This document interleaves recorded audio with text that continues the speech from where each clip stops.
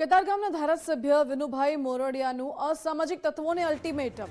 સુરતમાં સમસ્ત વાટેલિયા પ્રજાપતિ જ્ઞાતિના સમૂહલગ્નમાં નિવેદન આપવામાં આવ્યું। કહ્યું, કતારગામમાં હવે કોઈ ગેંગ બાકી નથી અને હોય તો મને બતાવજો। બહેન દીકરીઓની સુરક્ષાની જવાબદારી મારી રહેશે। ગમે તેવો વગદાર હશે તો પણ 24 કલાકમાં જેલ ભેગો કરવાની ગેરંટી લઉં છું।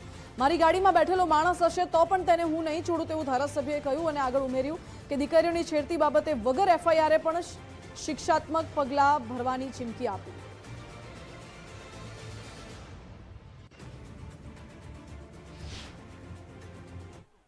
કે અસામાજિક તત્વો હોય એ સુધરી જાય પહેલી વાત તો, અને નહીં તો પછી કતારગામ છોડી દે। અને તમારી ખાતરી માટે કે આ 8 વર્ષમાં કોઈ ગેંગ રહેવા દીધી નથી અને હજી કોઈ હોય ને તો બતાવજો મને, નકર અલગ અલગ નામથી ઘણી ગેંગો હતી અને એના છત્રછાયામાં અસામાજિક તત્વો બેન દીકરીઓ માટે છેડતી કરતા હતા। ગમે ત્યાં બેઠા બેઠા કરતા હતા। આ લોકોને વીણી વીણીને હજી વીણવાનું ચાલુ।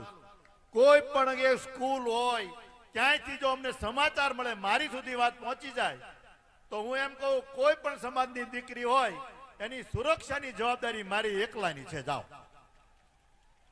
અને એ ગેરંટી કે સામે ગમે એવો સમાજ હોય, ગમે એવો મુશાળો હોય, એને 24 કલાકમાં ઝેર કરવાની જવાબદારી આપણી, મારી।